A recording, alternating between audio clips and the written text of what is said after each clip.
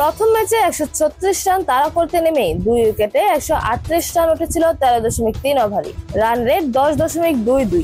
দ্বিতীয় ম্যাচে 103 রানের লক্ষ্য 9 উইকেট হাতে রেখেই টপকানো 41 বল বাকি রেখে। এরপরও যেন অ্যাটাকিং ক্রিকেটের দেখা মিলছে না। সংবাদ সম্মেলনে তানজিদ হাসান তামিম যেন মেজাজই হারিয়ে ফেললেন। জুলিয়ান উডকে নিয়ে কাজ করার পর ব্যাটাররা খেলছেন নিজেদের মতো স্বাধীনতা নিয়ে। এরপরও যখন অ্যাটাকিং ক্রিকেটের তাড়না আসে প্রশ্নবাণে, তামিম উল্টো প্রশ্ন ছুড়ে বসলেন সাংবাদিকদের। জাতীয় দলের তরুণ ও পরীক্ষিত এই ওপেনার বলেন, আমরা তো অ্যাটাকিং ক্রিকেটই খেলছি, আর কত অ্যাটাকিং চাচ্ছেন? তার ভাষায় পুরো দলকে স্বাধীনতা দেওয়া হয়েছে, যে যার মতো খেলতে পারবে। যার যে ভূমিকা আছে সেটা কিভাবে মাঠে এক্সিকিউট করবে এটা টিম ম্যানেজমেন্ট থেকে সবাইকেই বলা আছে।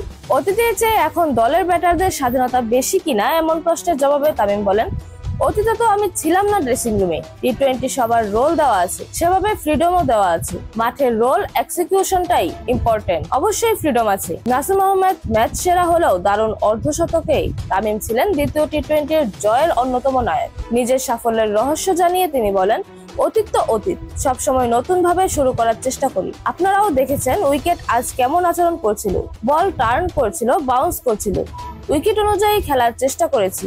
এরকম কোনো কিছুই না, যে প্ল্যানে এগিয়েছি, যেটা ভালো মনে হয়েছে সেই প্ল্যানেই সফল হয়েছি। এরকম আরো নতুন নতুন খেলার আপডেট পেতে অবশ্যই চ্যানেলটি সাবস্ক্রাইব করে রাখুন। ধন্যবাদ। Flavours news.